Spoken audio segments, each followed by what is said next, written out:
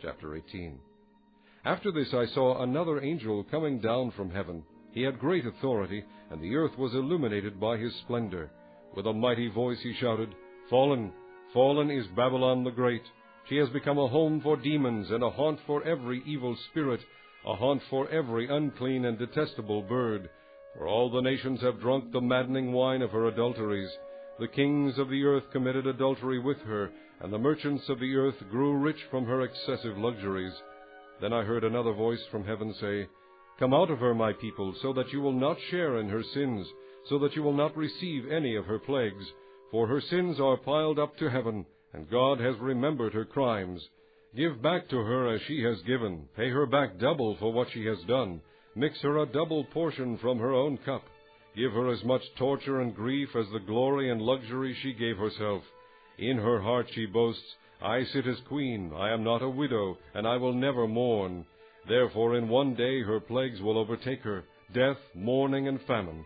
She will be consumed by fire, for mighty is the Lord God who judges her. When the kings of the earth who committed adultery with her and shared her luxury see the smoke of her burning, they will weep and mourn over her. Terrified at her torment, they will stand far off and cry, 'Woe, woe, O great city, O Babylon, city of power! In 1 hour your doom has come.' The merchants of the earth will weep and mourn over her because no one buys their cargoes any more, cargoes of gold, silver, precious stones and pearls, fine linen, purple silk and scarlet cloth, every sort of citron wood, and articles of every kind made of ivory, costly wood, bronze, iron, and marble, cargoes of cinnamon and spice, of incense, myrrh, and frankincense, of wine and olive oil, of fine flour and wheat, cattle and sheep, horses and carriages, and bodies and souls of men. They will say, 'The fruit you longed for is gone from you. All your riches and splendor have vanished, never to be recovered.' The merchants who sold these things and gained their wealth from her will stand far off, terrified at her torment. They will weep and mourn and cry out, 'Woe, woe, O great city, dressed in fine linen, purple and scarlet, and glittering with gold, precious stones, and pearls. In 1 hour such great wealth has been brought to ruin.' Every sea captain and all who travel by ship, the sailors and all who earn their living from the sea, will stand far off. When they see the smoke of her burning, they will exclaim, 'Was there ever a city like this great city?' They will throw dust on their heads, and with weeping and mourning cry out, 'Woe, woe, O great city, where all who had ships on the sea became rich through her wealth. In 1 hour she has been brought to ruin.